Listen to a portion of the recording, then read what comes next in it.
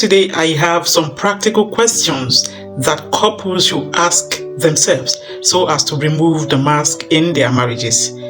And again, let me please quickly remind you this, that removing mask in marriage requires intentional honesty, vulnerability, and safe communication. Couples, they need conversation then that will go beyond the surface level if they really want their relationship to go beyond the surface level, because only a superficial level of relationship can come out of a superficial communication. Number one, emotional transparency. Please kindly and sincerely ask your significant other the following question, and you should be able to understand the truth when they respond. No criticism, and please, no guilt tripping, no blame shifting, honest observation through your questions. Ask a significant other, how are you really feeling lately? How have you been feeling about me? Is there anything you've been hiding because you fear my reaction? Do you feel emotionally safe with me? Do you feel safe? Do you feel I am capable to be your safe place? Ask, what have I done recently that hurts you deeply? Please ask. It is important to also ask a significant other, what makes you feel most loved by me? How would you have loved me to love you so that we can be better in our relationship? It is emotional transparency. It is necessary. 2, it is about communication and conflict. Ask your significant other, are there any unresolved issues we keep avoiding? Maybe there are certain things she or he still have at the back of his or her mind that is not yet in the open. Please ask. Ask again, do you feel hurt when we disagree? Because most of the time disagreement, like you have two people with a louder voice but their heart isn't connecting. Please ask, what conversations are we afraid of? And you should come to terms with it, and then please bring it into the open and discuss. How can we fight better without damaging each other? Please ask your significant other, because definitely some couples fight to finish. They don't fight just to resolve differences and grow from there. And again, please ask yourself, are we truly solving problems or just suppressing them? Ask, it is important. And 3, ask questions about finances and responsibility. It is very okay for you to find out if your significant other is comfortable with the way you handle money. Then please ask your significant other if they feel overburdened in certain responsibilities. Many of us, all we know how to do is to place demands, but we don't know if our significant other is under serious pressure, if he or she is under serious burden. Please find out about the financial struggles of your significant other. Find out the fears he or she have about finances, the reason why you cannot trust him or trust her with your income. The reason why you cannot be open about your finances. Please bring the fear to the table for discussion, for proper dialogue. And again, please, you need to find out if there are some spending habits or some secrets that you need to address. You cannot contradict yourself. You need transparency even in your finances. Please let your significant other know if you are not comfortable with their spending habits. If you have any financial secrets, or you have some overburdened, or you have some over budget, or you have some debts that you are servicing, please let them know. It will help the two of you in the long run. Number 4 are the questions that are related to intimacy and connection. Please find out from your significant other if he or she is emotionally or physically satisfied. You need to find out, because some of us were just selfish there, even in the bed. You only care about yourself, and once you're satisfied, then you don't care. No.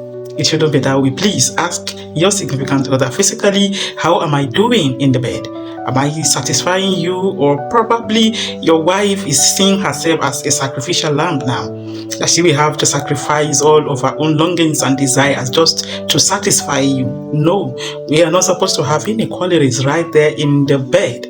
We are supposed to enjoy intimacy together. Please find out if your husband is not satisfied. Find out. Please ask, what makes you feel disconnected from me? Many times women, we just completely would disconnect sexually from our husband. Why? If you feel disconnected from your significant other, some of us, we just develop some kind of hatred that you cannot define. Some could be physical, some could be due to stress, some could be due to your hormones, and some could be spiritual. Please speak to your significant other. The reason why you most of the time feel disconnected sexually, if there are some unmet needs that you haven't expressed. There are some of us that have so many things that you can fantasize about them. You think a lot about it. Oh, I would have loved this, but you didn't bring it to the table. Explore the reasons together. Don't fight each other because of this, but find out the reason why and defeat the devil together. And if you have some unrealized, maybe you have some needs that you are not able to express, say it. You won't die there. Let your husband know how he can serve you in the place of intimacy. Allow your wife to find out how she would serve you better in place of intimacy. You know why I'm saying all of this is because it widens the gaps, right? The gulf between husband and wife. Then you begin to have like a buildup of resentment, hate, and anger in the process, all because you cannot diagnose correctly why your wife or your husband is behaving in a particular way. Please ask your husband, ask your wife if he or she feels desired, valued, or pursued. And if the answer is no, you already know what to do. Please find out all of this. Ask sincere questions and expect sincere responses. The number 5 findings you should make is about family and then future. Ask yourselves, are we really aligned in parenting, the family rules, and even the future goals? Please find out. If you have diverse ways of parenting or your roles or goals are all separated like dispersed, we need to collate them. We have to align. Please find out about this. Ask your significant other, what fears do you have about our future? This future have to do with both of you. You are no longer separate individuals. They are now one. Ask, why can't you trust me with your future? How do we go about the future so that both of us can feel fulfilled and alive together? Please bring this to the table and explore the difficulties you have there. Ask if there are some generational patterns that you need to break. Build your marriage together the way you both wanted it. No selfishness here. It is selflessness, bringing two people together to serve God together, to represent God with their home. Please do this assignment. Some people will say, okay, their generations, they have some patterns. Okay, their wives, they don't stay in their husband's house. They don't do this, they don't do this, they don't do this. Find out all those generational patterns and please pray together about it. Get it broken. It doesn't have to continue on you. You are already a child of God. Yes, you already signed into this kingdom where we have the courage to call unto God as Abba, Father. So you have the license. Please go ahead, communicate together and resolve that. The number 6 I have here is about spiritual and personal growth. Ask, are we growing together spiritually? Or maybe it is still the wife alone who feels she's worshiping God, who goes to church alone, who conducts family altar alone all by herself. Please ask yourself if you both are growing together spiritually, and if you find out there is a lot of gaps, please, we have to hold each other's hands and pull ourselves up so that we can grow together. Ask yourself if there are some personal struggles that you're facing privately. So many people have too many things bothering them in the private that are spiritual in nature. It could be personal in nature, but they dare not share with their significant other because they feel this person might not be able to understand me. No, give it a trial first. Please come to the open. If you have any private battle, remember that when you have your significant other teaming up with you, then you have higher chances of victory, of defeating the enemy together, much quicker and faster. It's more efficient when the two of you come together. Stronger you will get. Please ask and then support each other. Please ask how you can support his or her growth. Get to know more about your husband's business.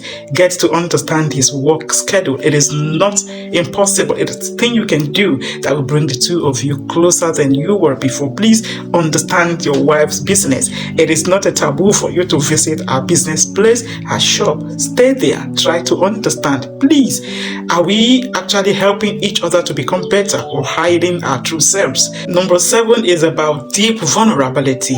Ask, what part of yourself do you feel I didn't know before? Do you want to show me? Do you want to reveal yourself to me? These are the questions you should ask. The Lord shine his light upon your home now and always. Amen. Bye-bye.